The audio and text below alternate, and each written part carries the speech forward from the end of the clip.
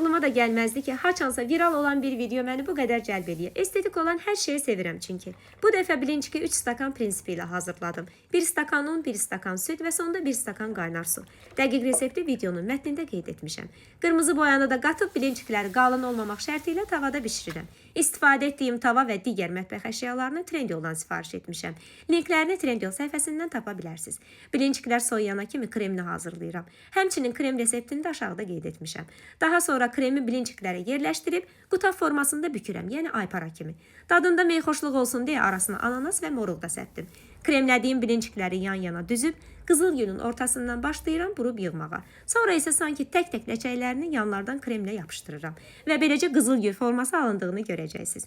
Dondurucuda saxladığım banan yarpaqlarını da dəyərləndirib tortu yekunlaşdırıram. Sizcə də gözəl deyil? Bəs siz bu gözəlliyi hazırlamağa vaxt sərf eləyərdinizmi? Tək-tək şərhlərinizi oxuyacağım.